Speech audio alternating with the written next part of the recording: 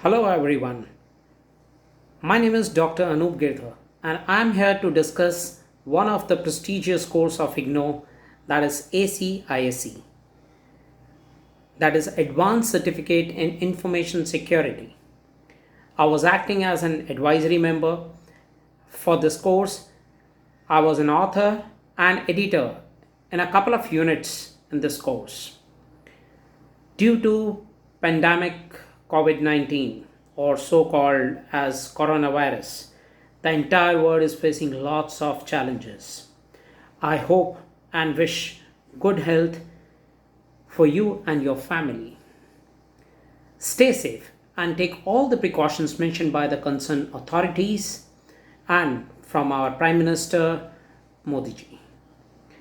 As per the concern about your classes, according to MHRD, we are unable to conduct the sessions on time for the benefit of society due to COVID-19 and still waiting for further instructions. I recommend frequently visit the Ignou's website for more details. We are still trying our best to interact with students through video conferencing or trying to deliver the sessions online and course material in the form of soft copy available on the website. For more details, contact relevant authorities or visit Ignou website. In this session, we are going to talk about the overview of ACISC course. Now, what is this ACISC course all about? Basically, this is one of a great course which include lots of details related to hacking, related to security measures, what are the types of challenges we are facing in digital world. As everybody heard about the concepts of hacking nowadays, lots of problems, lots of challenges in terms of computing, though the entire world is completely depending upon computing. Even in COVID-19, there is a concept like work from home. And what is work from home? Again, the more we are dependent on technology, on internet services, etc.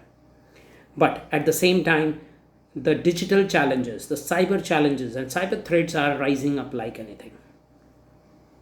This course, ACISC, is basically prepared and specially designed for the youth to experiment and learn the skills and techniques need to provide a protection and security to our information available in the virtual environment and to make learner more responsible and smart netizen. This is an advanced certificate level program where you have total 18 credits which we have to cover in this course in the minimum period of 6 months or maximum up to 2 years. Well, the main area I'll talk about the brief about the topics, the technical topics which we generally used to cover in this course. The most important part is like we generally starts with the securing your desktops. So you are working with Windows operating system, Linux, Apple Mac, Android, iOS, many operating systems are there. Do you really believe that your operating system is secure? Do you really believe that your passwords would never get compromised? So what are the challenges? How the hackers or any person simply breach the security and grab the information from your system. So we'll try to find the vulnerabilities, the exploits of desktops, how to handle desktops, what are the precautions being provided by the operating system vendors. Can we secure our desktops? Can we secure our data produced by the applications? Can we place some passwords or security options in the applications? So we are going to talk more in depth in this particular regard. Even though we are talking about data, where is my data? What type of data I'm talking about? Data is always in many different format and different techniques also. Could be online, could be stored in your system, could be available say on network or on internet in the form of email. So there are many different ways where we have a data. Now, what is the type of data? How to access the data? how to securely access that data so that there should not be any man in the middle attack or many different types of attacks which are quite possible using third party tools, tricks, techniques, strategies, and so on. Moreover, we are going to talk about the connectivities, the network services, how to think about networks. Where is my network? Where is my data? And can anyone can able to access the data from the network? Say, let's say we are connected to Wi-Fi. If we are working on Wi-Fi, anyone can able to grab the data from Wi-Fi, or even they might get my passwords, or can they able to compromise the passwords of Wi-Fi? How the hardware get compromised? What is the process of connectivity?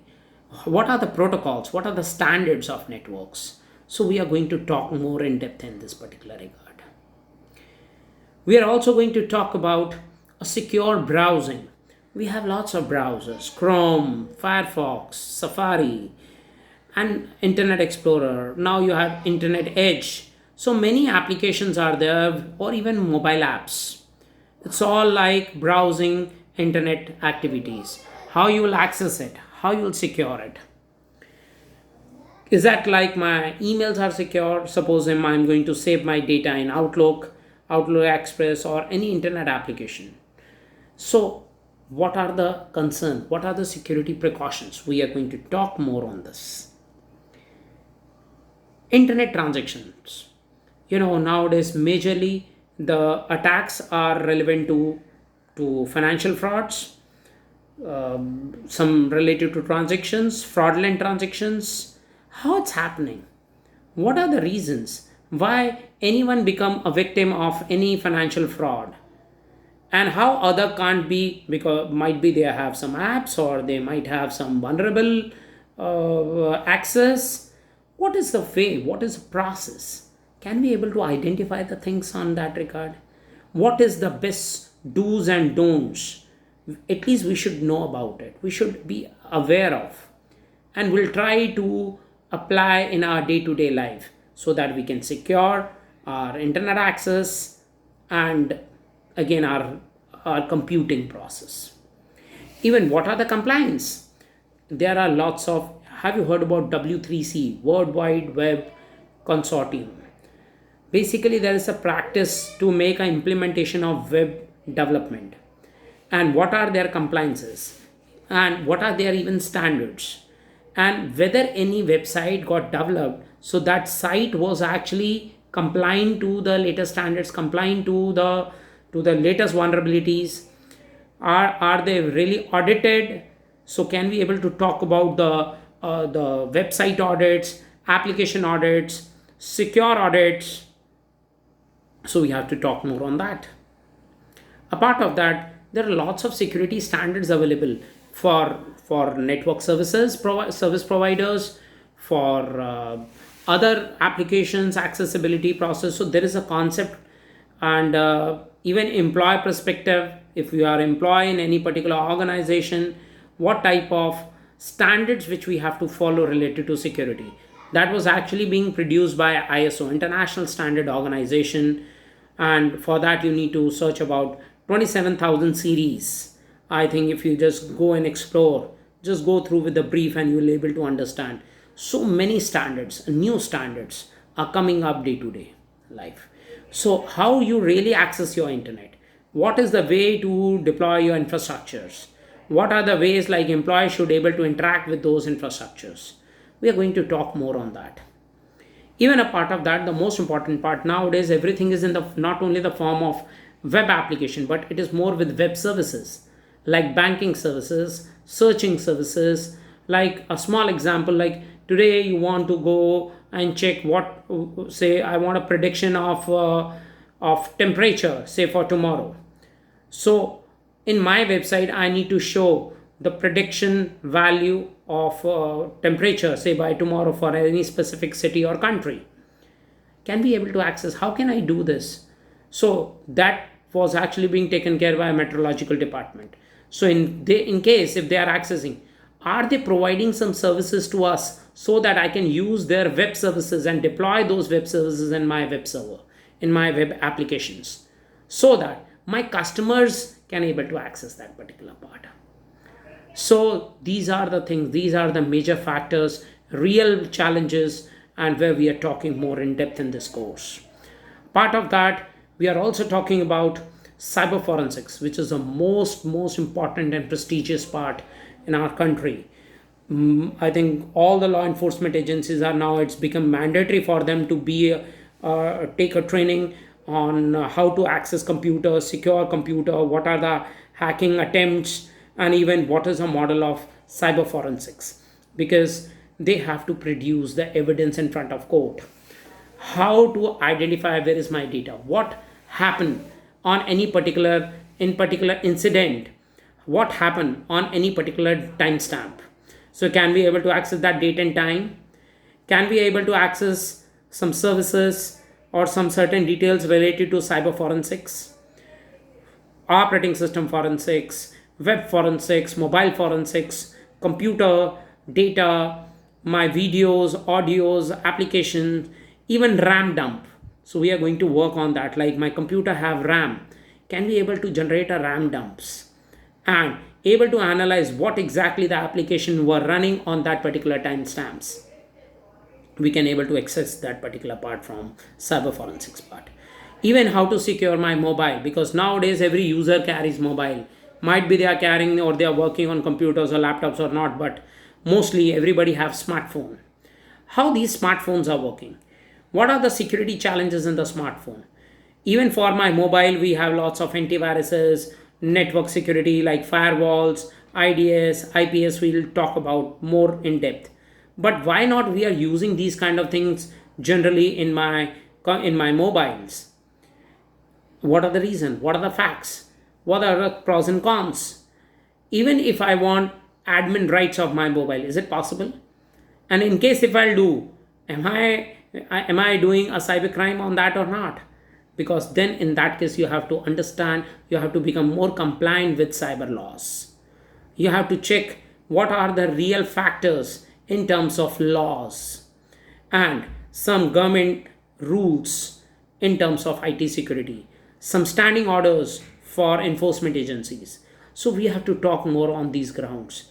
So basically this program brought you a more outcome or more issues related to authentication, confidentiality, privacy, unique IDs, digital certificates in the relation to the cybersecurity domain. It will also useful to any serious internet user, including homemakers or any individual users of the computer. So this course is basically mandatory for almost everyone.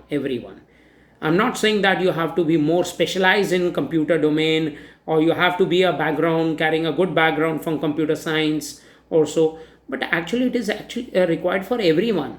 Everybody is doing now Paytm or Mobivic or PhonePe and using lots of wallet, using UPI apps, making payments through GPay and many other applications. Is it really secure? Are we really working on a standard environment? And in case if it is launched, say by ministries, by banks and by other organizations, for them they talk about security. But what about user end data? What about my data? Is there any privacy breach at end user's end on that particular site? So can we able to analyze? Can we able to grab the things? Might be you have some antivirus, but it might be going to just occupying, just a dummy application lying in your computer and you might feel happy that I have antivirus and because of that my system is secure. No, not at all. What are the real vulnerabilities? Can we audit my computer? Can we able to identify the vulnerabilities of my computer? Can we do some penetration on my computer to test whether any loophole, any lacunas are there in my system or not? So this course is very, very valuable. This course is actually mandatory for everyone. And on this regard, I think lots of practicals, lots of theories, lots of interesting concepts, even research concepts are there which we generally used to talk about. So it's very, very good course, wonderful course. And in case if you feel comfortable, I believe that you have already registered and you have already gone through with this particular part. We wish that will generate some more videos, some practicals for you, and hope to deliver you as soon as possible many things. This course is carrying four subjects: OSEI 41, 42, 43, 44. So this course has already been designed in this particular standard. Okay, so you have a weightage of 40% theory and 60% practical. So please start working on practicals. Where the course OSEI 10%, basically the weightage is almost aggregate. I'm giving you a rough idea, that is 40% for theory and 60% for practicals. So you have both exams, practical exams and theory exams, right? A part of one particular subject, that is OSE 43, that is completely theoretical part, and rest for three subjects you have practical and theory part.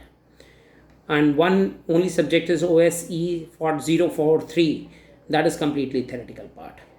So you can go ahead and you have a wonderful course.